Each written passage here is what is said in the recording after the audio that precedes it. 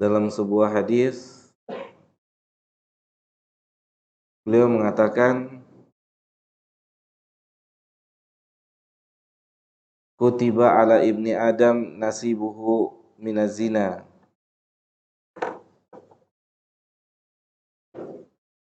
Mudrikun dzalika la mahalata. Ditetapkan untuk anak-anak Adam, ditetapkan untuk manusia bagiannya dari perbuatan zina yang dia tidak bisa menghindarinya, Nabi mengatakan, fal ainani zinahuman nadhar, seperti mata zinanya adalah melihat. Wal udhunani zinahuma al-istima', dan kedua telinga zinanya adalah mendengar. Wal lisanu zinahul kalam, dan lisan zinahnya adalah berbicara. Wal yadu zinaha al-batshu, kemudian kedua tangan zinanya adalah memegang. Warijlu zinaha al-khata', adapun kaki zinahnya adalah melangkah. Kemudian Nabi katakan, wal qalbu yahwi wa yatamanna wa yusaddiqu dzalikal farju wa yukadzibuhu. Kemudian hati zinahnya adalah menghayal, menginginkan.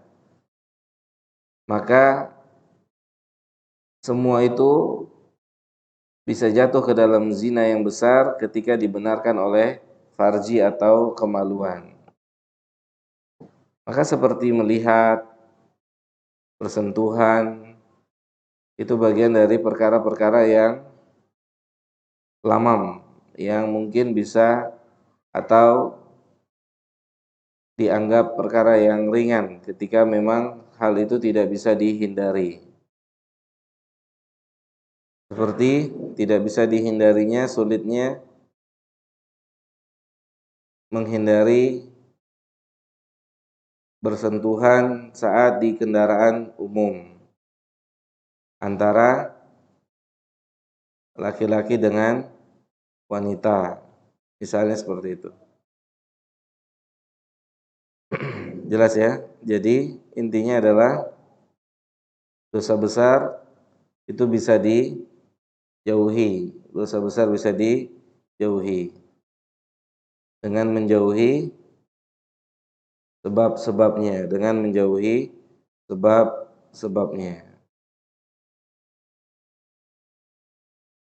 Tentunya ada faktor-faktor yang membuat orang bisa menjauhi dosa besar. Di antaranya adalah faktor rasa malu itu sendiri. Faktor rasa malu itu sendiri pada Allah Subhanahu wa taala.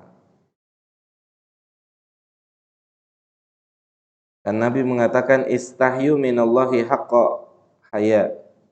Malulah kepada Allah dengan rasa malu yang sebenar-benarnya. Malulah kepada Allah dengan rasa malu yang sebenar-benarnya. Kemudian para sahabat bertanya, bagaimana rasa malu yang sebenarnya? Maka Nabi mengatakan, sallallahu alaihi wasallam, itu dengan menjaga kepala dan isinya. Kepala artinya mata, kemudian isinya adalah apa yang ada di kepala kita, angan-angan, bayang-bayang. Jadi hatta untuk menginginkan perbuatan keji dan maksiat saja harusnya seseorang sudah punya rasa malu. Maka pada pertemuan yang lalu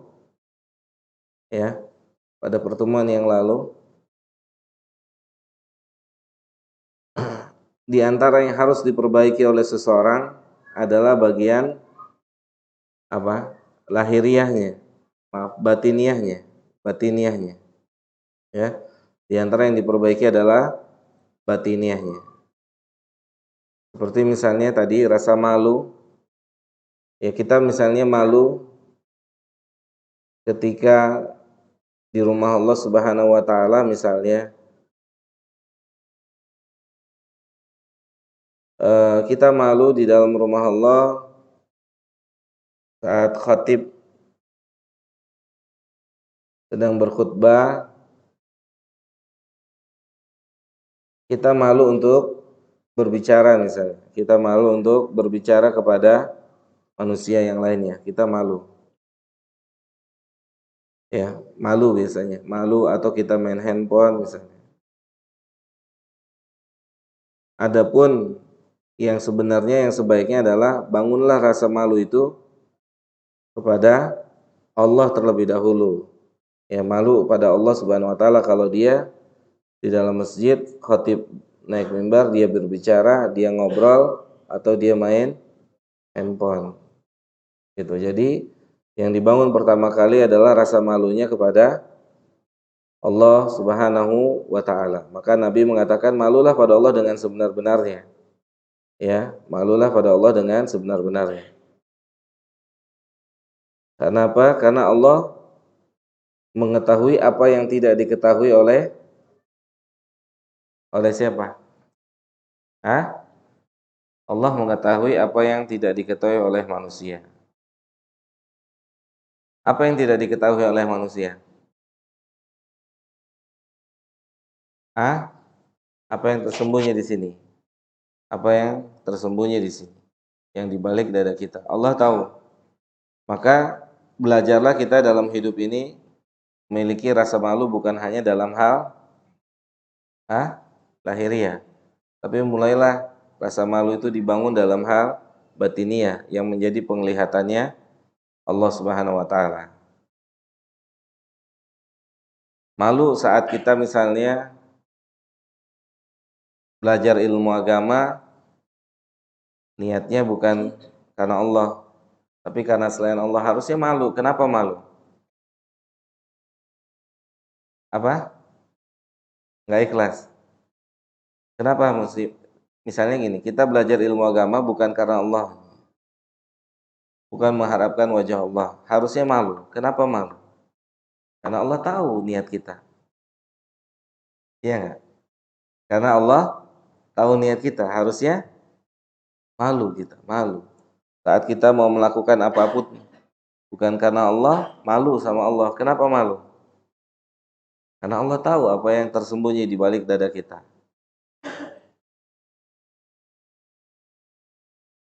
Gitu.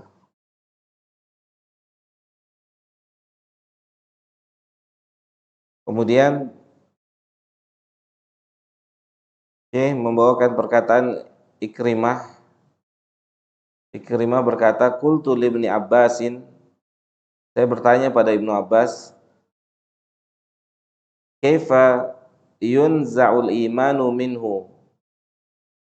Ibnu Abbas ditanya oleh Ikrimah tentang hadis Nabi di atas, yang Nabi mengatakan iman itu tidak ada pada diri seorang penzina ketika dia berzina, iman itu tidak ada pada diri seorang pencuri ketika dia mencuri, iman itu tidak ada pada diri seorang peminum khamar ketika dia minum khamar.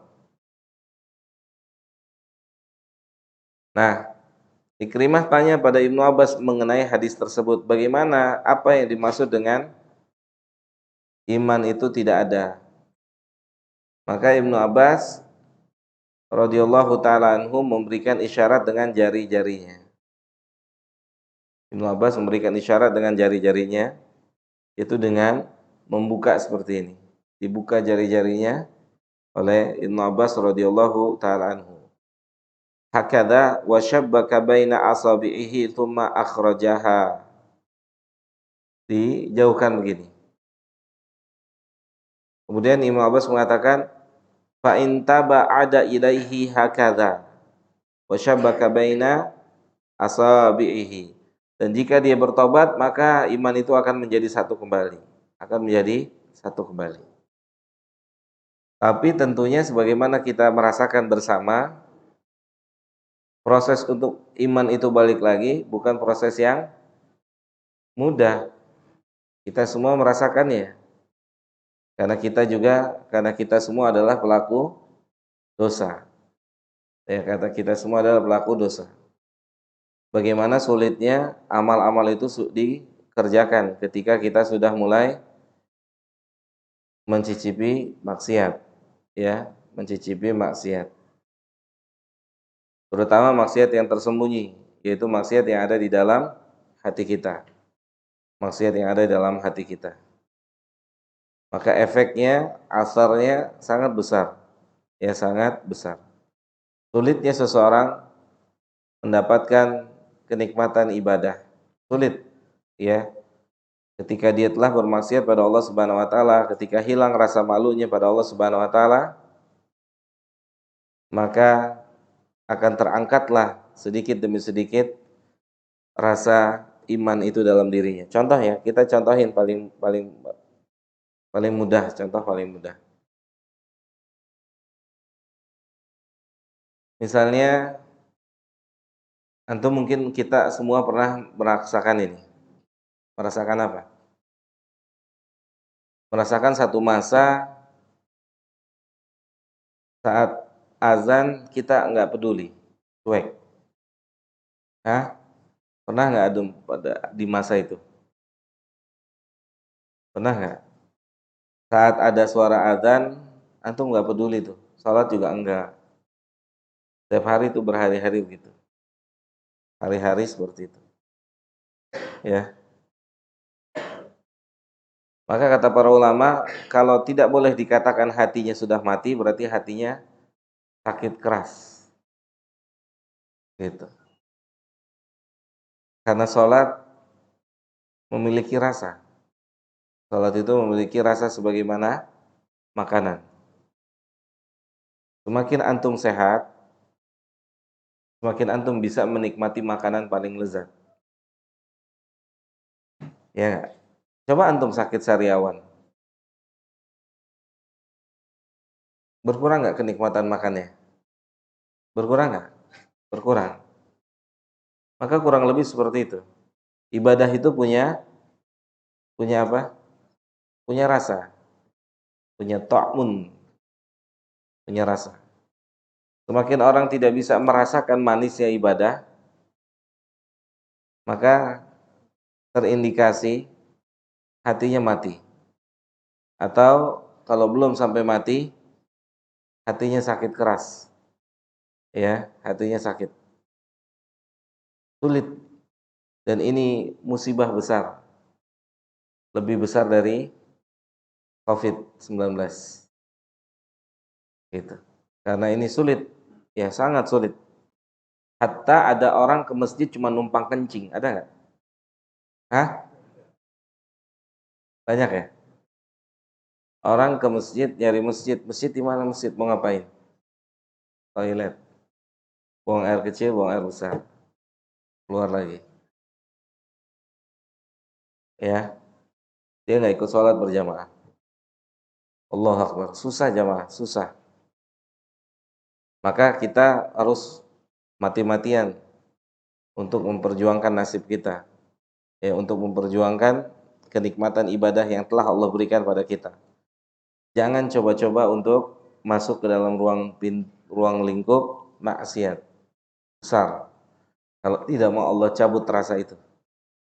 Kalau tidak mau Allah angkat rasa itu. Ya, sangat mengerikan. Masuk dunia itu rasa itu diambil oleh Allah.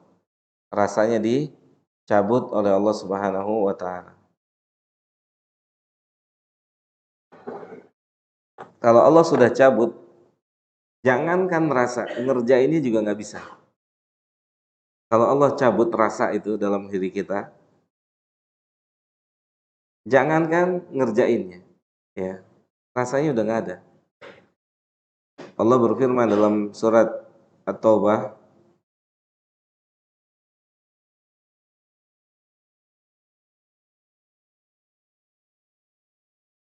Allah berfirman dalam surat At-Taubah ayat 46.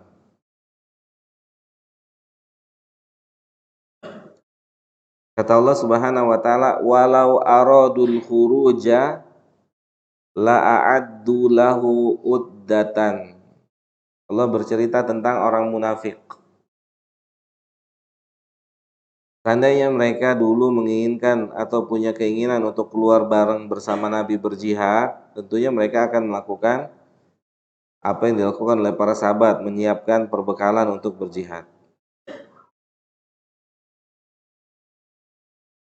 Kalau emang niat, ya kan? Kalau emang niat mau jihad, pasti dia akan melakukan persiapan. Pasti dia akan melakukan persiapan-persiapannya.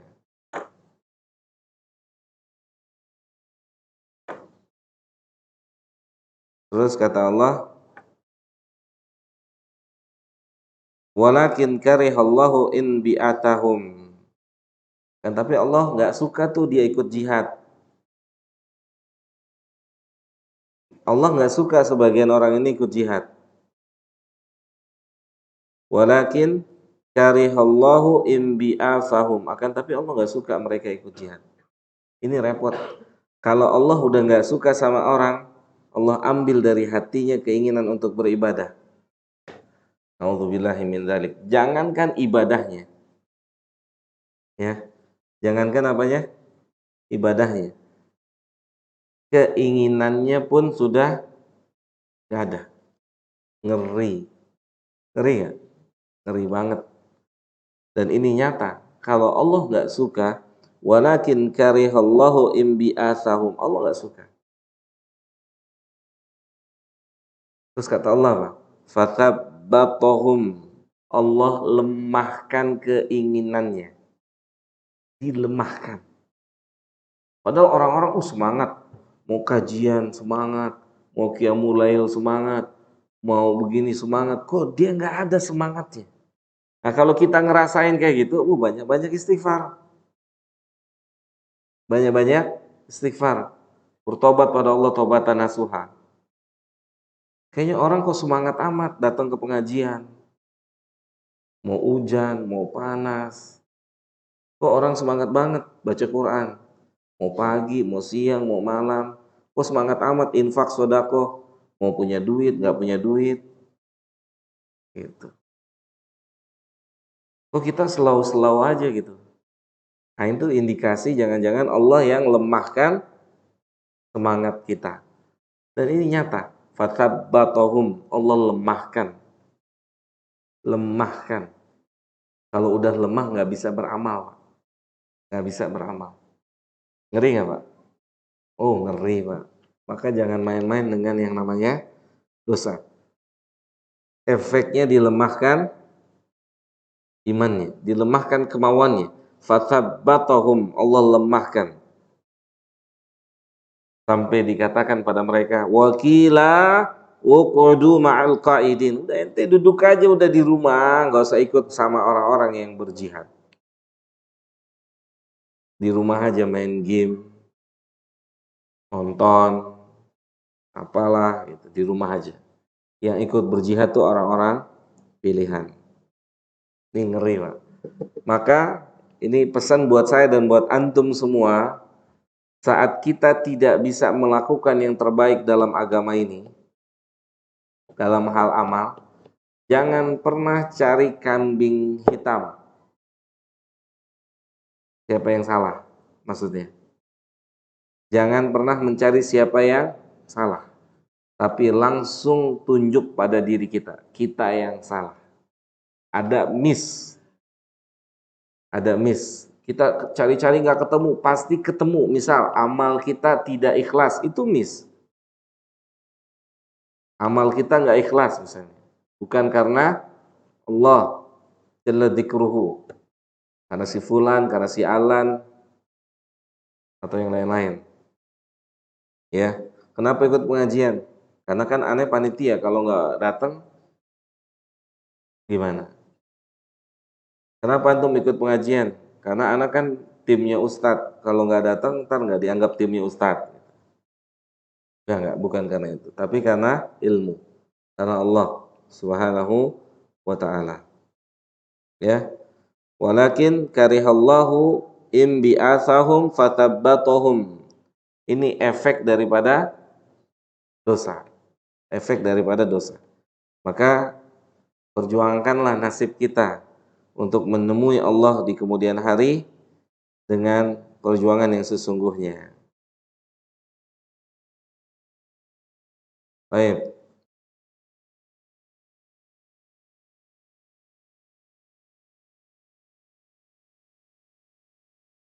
Lihat satu paragraf lagi saya baca.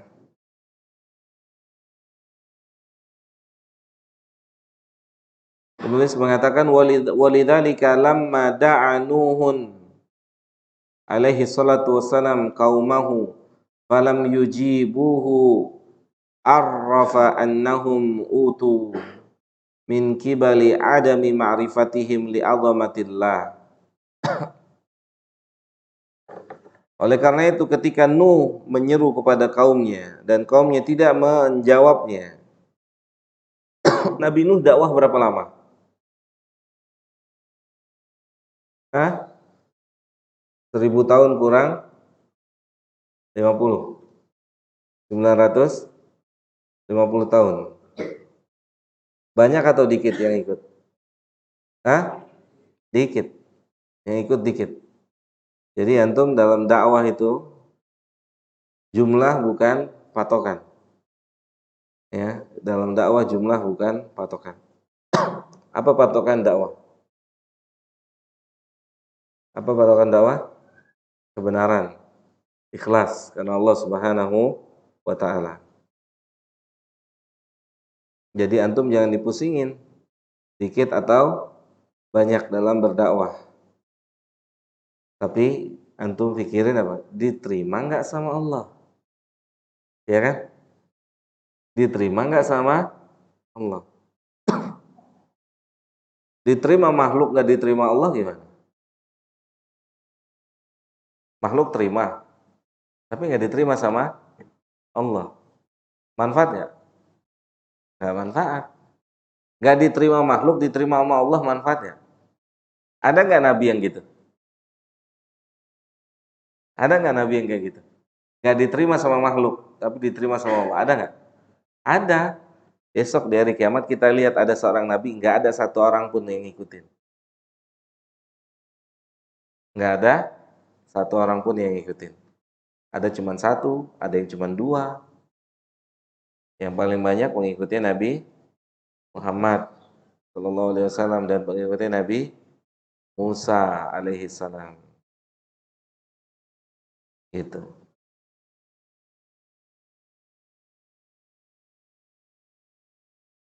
Nih kata penulis, ketika Nuh mendakwahkan kepada kaumnya, kaumnya tidak mau menerima. Apa yang menyebabkan mereka tidak menerima dakwahnya Nabi Nuh? Kesimpulannya adalah karena mereka tidak membesarkan Allah, karena mereka nggak tahu tentang kebesaran Allah. Nih ya jemaah, teman-teman semua, bapak-bapak, ibu-ibu, jemaah yang dimuliakan oleh Allah. Ketika orang tahu tinggi dan besarnya kedudukan atasannya, gimana cara dia bermuamalah dengan atasannya? Gimana Pak? Dengan pimpinan perusahaannya gimana? Biasanya gimana? Hah? Jaga sikap, jaga ucapan, jaga pakaian, sah nggak sih? Semuanya itu ya, pakaiannya, sikapnya, ucapannya itu dijaga karena dia tahu tentang kebesaran si atasannya itu. Maka ketika orang nggak tahu tentang kebesaran Allah, asal-asalan ibadahnya. Asal-asalan ibadahnya. Ya, karena dia nggak tahu tentang kebesaran Allah Subhanahu wa taala. Maka dikatakan dalam surat Nuh, malakum latarjuna lillahi waqara. Qala Ibnu Abbas dalam tafsir ayat ini, yang membuat mereka melakukan seperti itu karena mereka nggak tahu tentang kebesarannya Allah, nggak tahu. Kalau mereka tahu tentang kebesarannya Allah, Imam Malik, Imam Darul Hijrah, itu kalau mau ngaji, kalau mau kajian tuh mandi, habis mandi pakai baju yang terbaik, habis itu pakai minyak wangi, sampai orang bilang kok kayak gitu banget gitu, sampai kayak begitunya. Apa kata Malik? Karena saya mau bicara tentang qala Allah wa qala Rasul. Itu dia. Karena saya mau menyampaikan perkataan Allah dan perkataan Rasul. Yang ini adalah setinggi-tingginya perkataan di atas permukaan bumi ini. Ya enggak? Kenapa mau mendengarkan perkataan manusia yang bisa benar bisa salah, antum pilih bajunya 2 jam 3 jam? Benar nggak? Antum mau dengerin celotehan pimpinan rapat, dia manusia yang mulutnya benar kadang salah. Antum begitu ihtimam, kita begitu perhatiannya, dari mulai pemilihan pakaian, minyak wangi. Kayaknya bos gua nggak suka yang ini nih, suka yang ini tuh. Benar nggak gitu? Sampai kayak gitu perhatiannya. Oh, bos gua nggak suka nih kacamata yang kayak gini, mantul. Cari yang nggak mantul gitu kan. Dan seterusnya, dan seterusnya, dan seterusnya. Kenapa dilakukan seperti itu? Karena tahu tentang kedudukan si bos itu. Sahih enggak? Maka yang perlu kita bangun dalam hidup kita, anak siapa? Yang kita bangun dalam hidup kita adalah tentang kebesarannya Allah Subhanahu wa taala. Antum bangun, saya dan antum sama-sama bangun gitu. Ada nih ya, Syekh Utsaimin rahimahullah, eh, itu pernah diberikan ya sedikit sedikit apa ya bahasanya apa ya? Masukan, bukan nasihat, masukan. Saat dia diundang sama raja, kata muridnya gini, ganti baju yang lebih bagus. Kata muridnya gitu. Yang lebih bagus. Kata Syekh, saya menghadap raja saya menggunakan baju menghadap raja sebagaimana saya menghadap Tuhannya raja. Paham enggak tuh? Jadi nggak ada yang lebih istimewa dari Tuhannya. Dia pakai baju yang untuk menghadap Tuhannya, baju itulah yang dia pakai untuk menghadap sang raja. Jadi yang lebih nggak ada yang lebih istimewa dari Tuhannya. Kalau kita kan beda ya. Sebagian kita menghadap Allah apa? Salah-salah. Menghadap atasan, menghadap calon mertua, menghadap ya lihat. Kata Syekh Utsaimin enggak. Saya pakai baju yang saya gunakan untuk menghadap Tuhan saya. Kalau Syekh ganti baju berarti raja lebih raja lebih mulia dari Tuhannya. Maka Syekh nggak ganti baju. Kata Syekh, saya menghadap Tuhan saya dengan pakaian ini dan dengan ini juga saya temuin raja. Masya Allah, luar biasa itu. Hah? Luar biasa. Antum kerja ya pagi sampai sore di mobil tuh ngegantung tuh baju pagi, baju siang, baju sore, gitu kan? Benar nggak? Jujur, baju sholat seminggu tuh nggak ganti-ganti. Hah? Mau ketemu Allah tuh, kalau antum lihat bagaimana ulama, bahkan mereka ada yang punya pakaian spesialis qiyamul lail. Pakaian spesialis untuk qiyamul lail. Harganya jutaan. Tuh ulama tuh. Belinya untuk apa? Untuk Allah. Spesialis qiyamul lail. Kalau kita qiyamul lail gimana? Kaos, ya sarung gitu kan. Kan nggak ada yang lihat. Ah itu makanya bangun rasa malu di sini pada Allah. Kalau malunya masih di lahiriah, di rumah pakai bajunya biasa. Nanti ke masjid yang bagus karena malunya masih sama manusia. Tapi kalau malunya sudah sama Allah, di rumah bagus, di sini bagus. Gitu. Maka dibangun rasa malu kepada Allah Jalla Jalaluhu.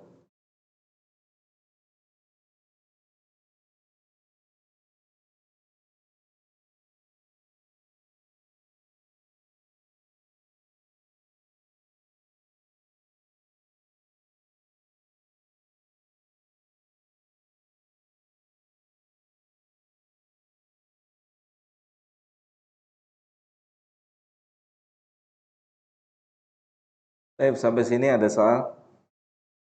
Silakan kalau ada yang mau tanya.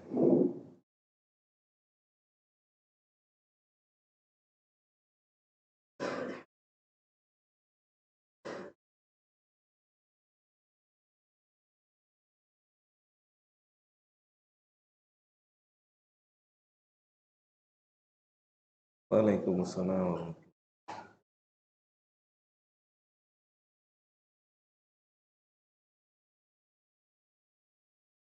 Apa?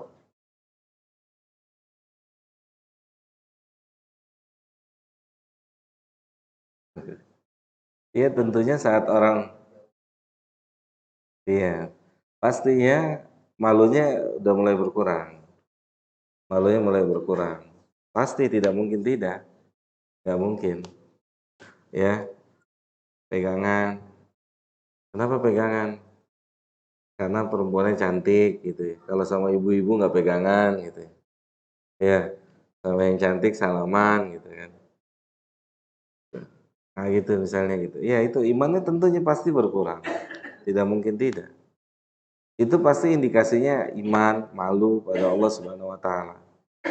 Makanya yang dibangun oleh kita semua yang pertama kali adalah rasa malu kepada Allah Subhanahu wa taala. Pasti ada indikasinya itu, ada sebab itu. Ya, ada sebab itu. Kalau misalnya kok aneh nggak ngerasa apa-apa, ya karena rasa malunya udah hilang. Paham nggak? Kan ada orang dipegang, dipeluk, dicium tengah jalan, bukan istrinya juga, ya kan? Maksudnya masih statusnya pacaran, ya. Dipegang, dipeluk, dicium di jalan tuh antum lihat tuh, ya kan? Anak sekolah putih abu-abu, udah kawin kali ya sekolah zaman sekarang ya? Hah? Begitu ya? Benar nggak? Begitu naik motor boncengan gitu. Subhanallah. Ana nggak ngerasain apa-apa. Iya nggak ngeras orang mati kan nggak ngerasain apa-apa. Paham antum? Kalau dia malu, berarti dia masih punya iman. Kalau dia nggak malu, imannya hilang. Makanya dikatakan iman itu bisa hilang sedikit, sebagiannya bisa hilang semuanya. Sama saat kita nggak malu saat ada azan nggak datang ke masjid.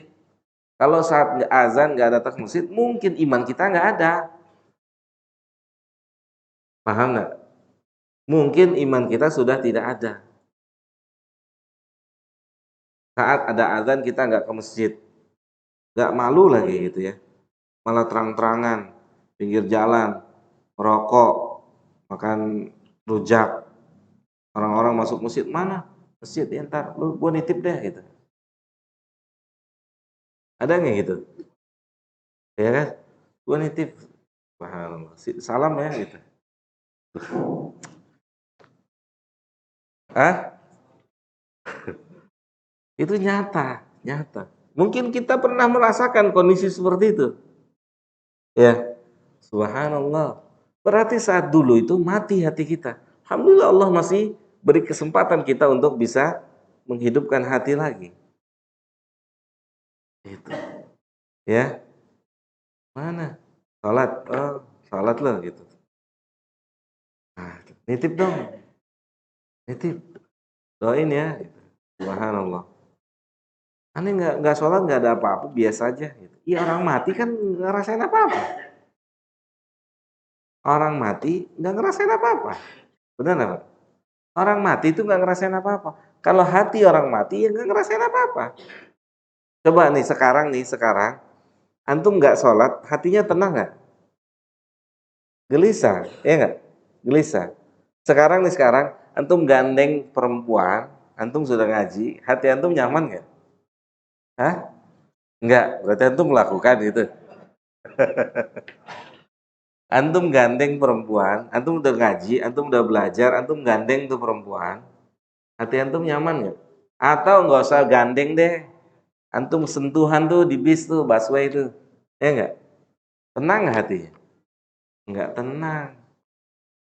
Oh, aneh sih biasa aja sentuhan gini ya karena imannya nggak ada ya biasa aja. Jelas? Kalau ada imannya pasti punya efek, gitu. Ada lagi?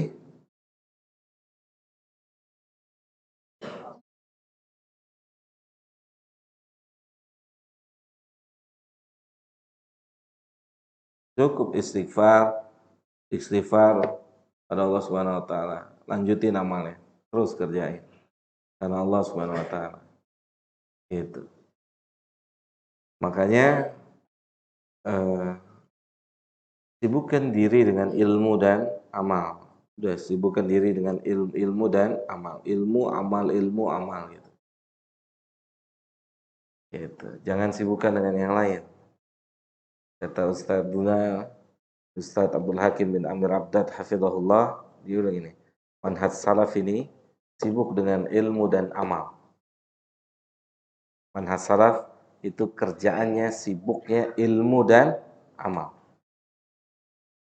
Gantung sibuk berilmu, beramal, berilmu, beramal, berilmu, beramal. Terus. Gitu. Jelas? Ada lagi yang lain?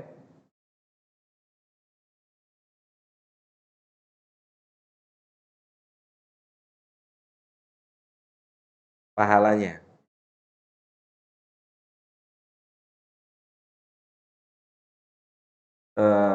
Gini, jadi yang menyebabkan pahala itu hilang adalah hadis Tauban. Nabi SAW mengatakan, ketika seseorang, ya Nabi katakan, saya ati kaumun bi amalin, akan datang nanti di hari kiamat, naudzubillahi min dzalik, buah kaum dengan amal yang sebesar gunung Tihamah, amalnya besar. Kemudian Allah jadikan amalnya seperti debu yang berterbangan. Kemudian para sahabat takut, ya Rasulullah, siapa mereka? Kayak gimana mereka dulu hidup di dunianya, kayak gimana? Sifhum lana, ceritain pada kita.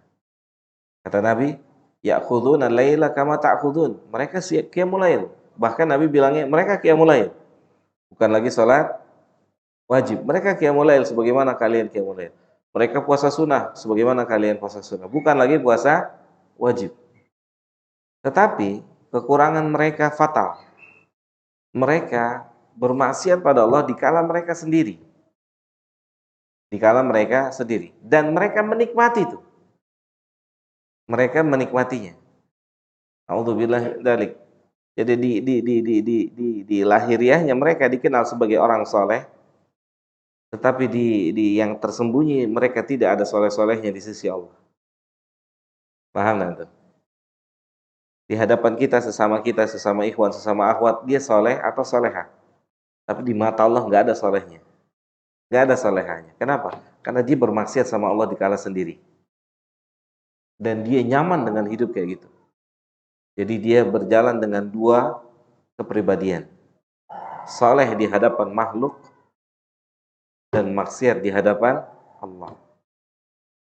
Gitu. Maka Allah berfirman dalam Al-Quran, yastaghfuna minan nasi wala yastaghfuna minallah. Sebagian manusia itu lebih takut kepada manusia dalam bermaksiat daripada kepada Allah. Nyata nggak? Sebagian kita lebih takut dilihat orang saat bermaksiat. Padahal Allah pasti lihat kan gitu. Sebagian kita lebih nggak takut. Nggak ada Allah ini. Kan nggak mungkin Allah nggak ada. Allah lihat. Tapi kalau nggak ada manusia, manusia berani untuk melakukannya. Maka kata para ulama, ketika manusia nyaman dengan ini, nyaman dengan dua kepribadian ini, maka dia terancam hadis Nabi, amal dihapus. Jelas ya? Ketika dia terancam dengan apa? Dengan amalnya dihapus. Ketika dia nyaman dengan hidup kayak begini, hidup dalam keramaian jadi orang soleh, hidup dalam kesendirian jadi pelaku maksiat. Ketika dia terus begitu, jalan hidupnya kayak gitu, maka dia terancam masuk hadis itu. Jelas? Baik. Kemudian Tetapi jika dia tidak nyaman, artinya tidak nyaman, dia jatuh maksiat dan dia bertobat dengan taubatan nasuha. Gitu. Dia jatuh maksiat, kemudian dia bertobat dengan taubatan nasuha. Maka dia tidak masuk hadis itu, kata para ulama. Ya, dia tidak masuk dalam hadis itu. Yang masuk dalam hadis itu, dia hidup dengan dua kepribadian. Jelas ya? Dia nyaman. Artinya misalnya naudzubillahi min dzalik. Misalnya pagi sampai sore dia taat. Sore sampai malam dia maksiat. Misalnya gitu hidupnya. Jelas? Kayak gitu. Dia bagi dua hidupnya. Pagi sampai sore dia berinteraksi dengan manusia dalam kondisi ketaatan. Sholat, ikut sholat. Buka puasa, ikut buka. Tapi ketika sore sampai pagi hari dia maksiat. Jadi dia punya dua kepribadian. Kalau dia terus seperti itu dan dia nyaman tidak menyesali, maka dia terancam hadis sauban ini. Tapi kalau dia setelah melakukan dosa, dia bilang sama Allah, ya Allah saya jatuh lagi, taubatan nasuha, insya Allah dia nggak masuk hadis ini, kata penjelasan para ulama demikian. Mafhum ya? Gitu. Karena manusia, ya, sebagaimana misalnya Allah berfirman dalam Al-Quran,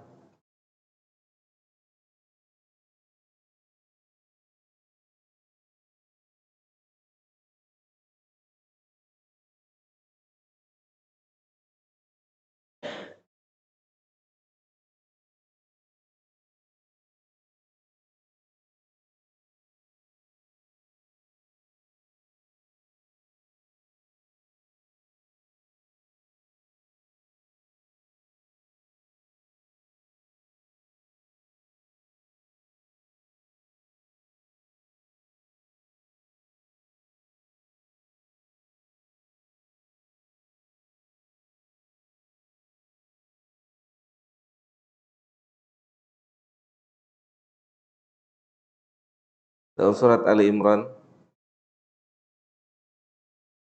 ayat 135.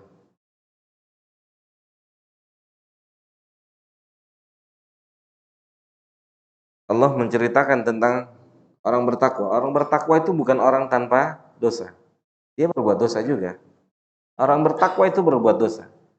Cuma kadar dosanya, frekuensi dosanya, ya, yang berbeda dengan orang-orang yang tidak bertakwa. Kata Allah, "Walladzina idza fa'alu fahishatan aw dhalamu anfusahum." Orang bertakwa adalah jika mereka melakukan perbuatan keji dan mungkar atau menzalimi diri mereka, dzakarullah, mereka langsung ingat Allah. Ingat, ingat artinya beristighfar, ya Allah, besok ketemu Allah. Dia mau ngomong apa nih? Allah tanya gini. Habis melakukan ini misalnya, terus besok ketemu Allah. Mau nggak mau kan pasti ketemu Allah ya. Di hari kiamat. Semuanya kan tercatat dengan rapi. Yauma yatadzakkarul insanu ma sa'a. Kata Allah tuh, hari kiamat adalah hari Allah ingatkan semua kepala manusia apa yang pernah mereka kerjakan. Diingatin lagi, dimasukin lagi oleh Allah ke sini. Dari yang sudah kita lupakan, dimasukin lagi ke memori kita. Gitu. Terus kita mau ngomong apa besok sama Allah? Maka kata Allah, orang bertakwa ketika mereka jatuh dalam dosa dan maksiat, dzakarullah, mereka ingat Allah, ya Allah. Fastaghfaru lidzunubihim. Gak ada waktu untuk yang lain kecuali dia langsung bertobat pada Allah Subhanahu wa taala. Saat itu juga. Dia nggak tunggu kalau dia maksiat di pagi hari, dia nggak tunggu siang, dia nggak tunggu sore, di pagi hari itu juga dia tobat. Jelas ya? Di pagi hari juga dia tobat. Kemudian ikutin hadis Nabi. Kata Nabi apa? Ikutilah perbuatan buruk dengan kebaikan.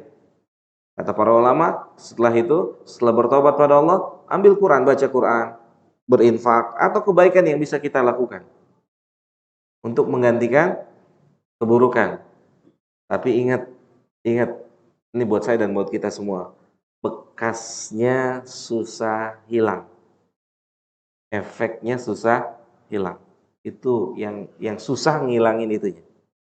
Yang susah bekasnya. Namanya koreng hilang, bekasnya ada nggak? Bekasnya ada, susah hilangnya. Ada yang bisa hilang, ada yang enggak. Sahih? Ini. Jadi kelihatannya jelek nggak? Ya, jadi kelihatannya nggak bagus.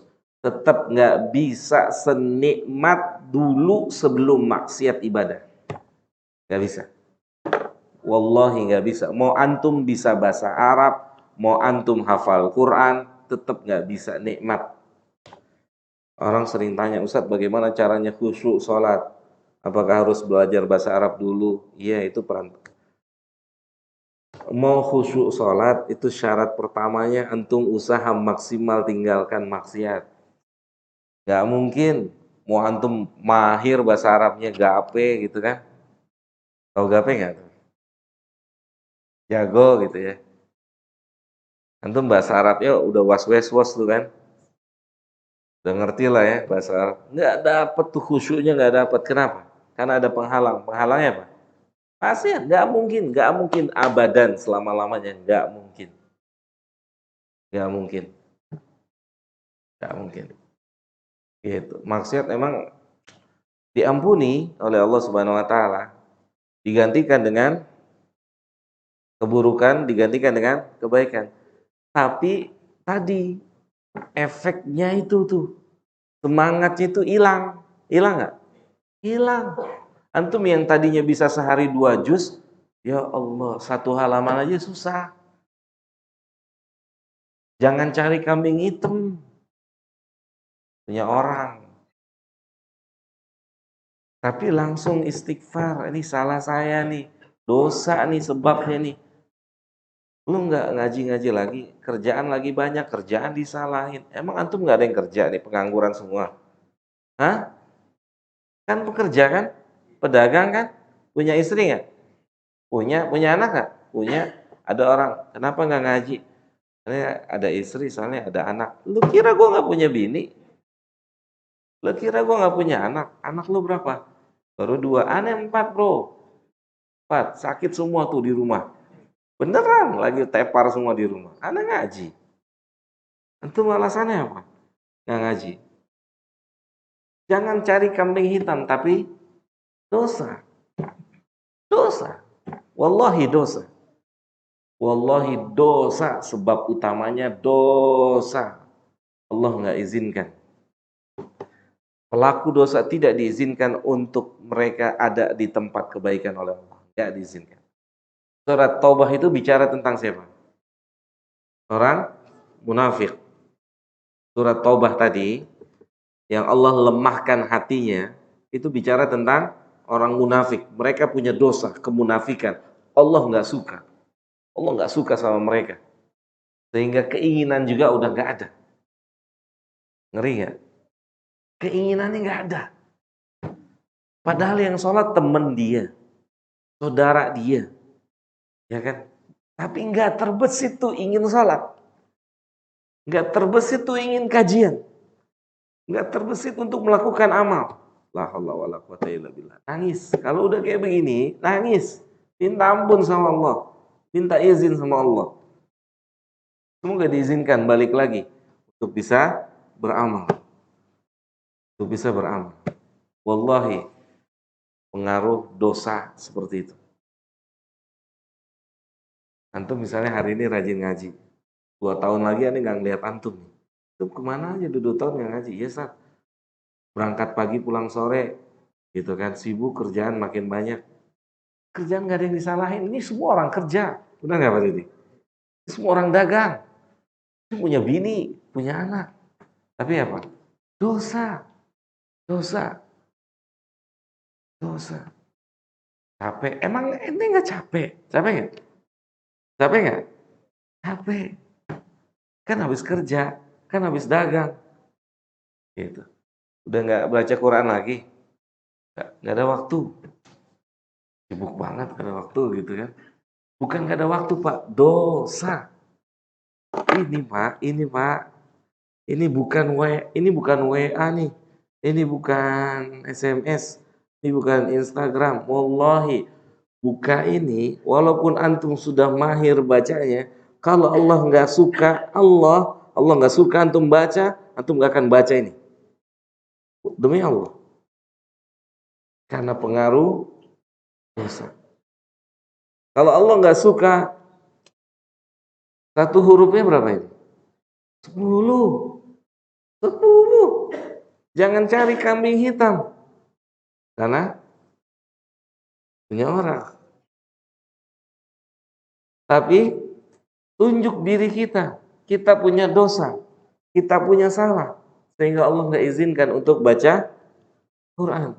Antum tahu salaf kita berapa menghatamkan Quran berapa lama? Hah? 3 hari. Kata Nabi nggak boleh lebih cepat dari itu. Maka di antara mereka paling banyak 7 hari. Selesai. Salaf kita. Kita banyak istighfar aja deh gitu. Kita banyak istighfar. Iya, istighfar. Beneran saya dan antum banyak istighfar. Ketika Allah nggak izinkan baca Quran, ketika Allah tidak izinkan sholat rawatib, banyak istighfar. Itu bukan atau jangan cari kambing hitam, tapi salah siapa, Pak? Kita punya dosa sama Allah. Minta ampun sama Allah. Jelas, Mas? Ada lagi yang mau tanya? Silakan, Pak. Maksiat dalam kesendirian. Kata Imam Ahmad, jadi gini. Ada orang atau bertanya sama Imam Ahmad tentang antum sama siapa gitu, kata Ahmad, sama Allah. Artinya gini, jangan pernah kita merasa hidup ini sendiri, nggak pernah, nggak. Kita kemanapun setelah ada sama Allah, Allah selalu ngawasin kita. Itu yang pertama, Pak. Milikilah perasaan selalu diawasi 24 jam. Makanya saat perasaan itu hilang, yang datang apa? Maksiat. Yang datang maksiat. Gitu.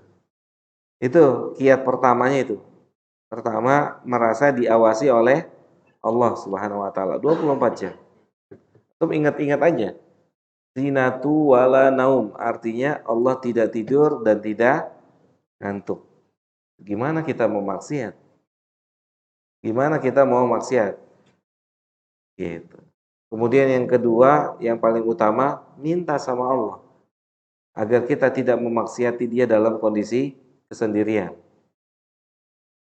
Kondisi sendiri, Pak, bukan cuman antum badannya sendiri, bukan. Tapi dalam kondisi begini antum bisa maksiat sama Allah. Paham nggak? Begini nih, kita nih, saya dan antum bisa maksiat di sini. Saat saya duduk di sini bukan karena Allah. Saat antum duduk di situ bukan karena Allah. Berarti antum maksiati Allah dalam kondisi sendiri. Paham? Jelas ya? Jadi jangan dipikir maksiati Allah dalam kondisi sendiri saat sendirian. Bukan. Dalam keramaian pun kita bisa memaksiati Allah. Di hati ini. Jelas ya? Misal. Contohnya tadi misalkan. Diajak ikut pengajian. Begitu kata ustadznya, kajian hari ini saya tambah 2 jam lagi. Ustadznya ngomong gitu misalnya. Apa saya mau ngomong gitu sekarang? Iya. Ustadznya ngomong gitu. Kajian tambah 2 jam lagi. Oke. Makmumnya, jamaahnya mau nggak mau duduk. Ustadznya galak lagi. Nggak boleh ada yang keluar sebelum saya keluar. Oh, gitu kan? Kata ustadznya. Yang keluar sekarang, besok nggak boleh ngaji lagi. Ustadznya galak gitu kan. Mau nggak mau dia duduk tuh. Hatinya dongkol sama ustadznya tuh. Ya, kayak gitu. Bukan karena Allah lagi dia tuh. Dia maksiati Allah dalam kondisi sendirian. Sini, jelas? Itu contohnya. Mafhum ya? Jadi memaksiati Allah dalam kondisi sendiri itu bukan jangan difahami sendiri, enggak. Tapi dalam keramaian pun bisa, yaitu memaksiati di dalam hati kita. Ria, sum'ah, kan nggak ada orang tahu kita ria. Benar nggak? Ada yang tahu nggak? Nggak ada. Kita sum'ah ada yang tahu nggak? Nggak ada. Maka banyak berdoa sama Allah. Banyak berdoa. Saya dan antum banyak berdoa. Kita manusia yang lemah. Kita manusia yang lemah. Banyak berdoa. Banyak berdoa dan banyak istighfar. Itu nasihat buat orang yang hidup seperti kita. Banyak berdoa, banyak istighfar. Salah satu harapan besar kita masuk surga tuh istighfar. Kalau saya sampai hari ini saya secara pribadi meyakini harapan terbesar untuk masuk surga tuh ada di istighfar. Bagaimana kita mengharapkan surga, hari-harinya kita maksiat? Sahih nggak? Benar nggak? Hari-harinya maksiat, sengaja ataupun tidak disengaja. Di zaman Nabi tuh belum ada perempuan yang keluar rumah pakai tank top tuh belum ada. Ya Pak ya, tahu tank top nggak Pak? Di zaman Nabi tuh belum ada perempuan keluar rumah udelnya kelihatan. Belum ada. Ketutup semuanya. Di zaman kita? Di zaman kita?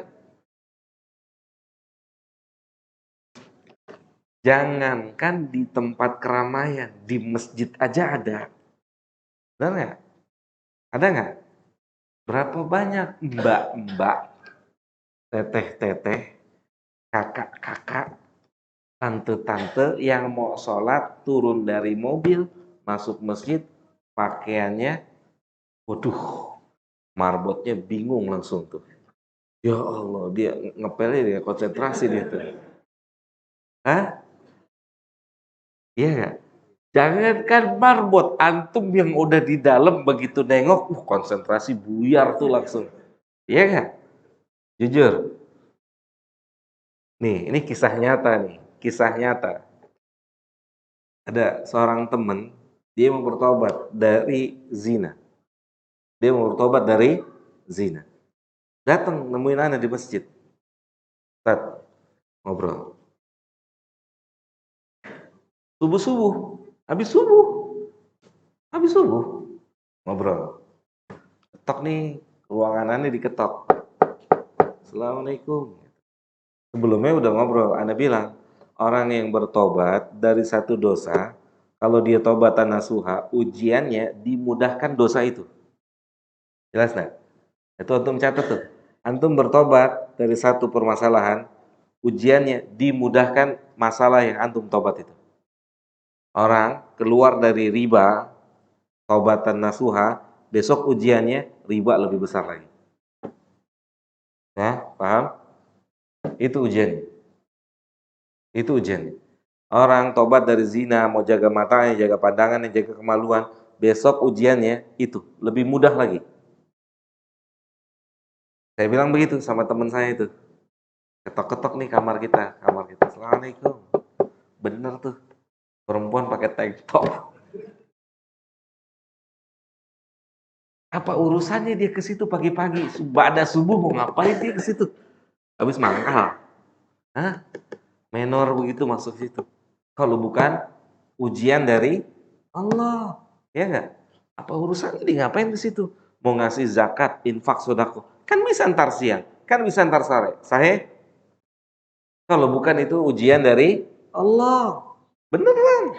Setiap orang bertobat dari satu dosanya, itu ujiannya dimudahkan dosa itu. Depan mata. Depan mata. Bukan Allah mudahkan, tapi Allah uji. Tergaluh. Gitu aja balik lagi. Paham nggak? Gitu aja balik lagi. Gitu. Bukannya dimudahkan, tapi diuji sama Allah. Bener nggak? Kan begitu. Nanti ngaku ahli komputer. Kan dites komputer, bukan dites motor. Betul nggak? Iya nggak? Kan gitu kan? Dia ngaku nih, wah ini si ahli Ustaz, lulusan UI. ngambil elektronik gitu kan. Lu rampok itu maksudnya elektronik gitu. Ya kan lulusan UI. Terus setelah itu kita bilang apa Pak Didi? Oh kita uji dong, benar nggak? Dia bilang elektronik, kita uji elektronik. Benar kan gitu Pak? Saya otomotif, yang diuji apanya? Kalian otomotifnya kan? Dia dokter gigi, dikasih benahin gigi, bener nggak? Kan begitu. Dan begitulah, kalau kita mau menyelesaikan dosa kita, ujiannya dosa itu dikasih lebih mudah. Gitu, jelas ya? Maka ujian yang keluar dari riba yang akan datang riba lagi, tapi warnanya beda-beda. Ya, yang pertama ribanya kuning nih, yang datang berikutnya biru, hijau, merah, tapi ujung-ujungnya namanya jelas? Mafhum? Baik, ada lagi? Nggak ada ya? Semoga bermanfaat. Kurang lebihnya mohon maaf. Wassallallahu ala nabiyina Muhammadin wa ala alihi wa sahbihi ajma'in. Subhanakallahumma bihamdika asyhadu an la ilaha illa anta astaghfiruka wa atubu ilaika. Assalamualaikum warahmatullahi wabarakatuh.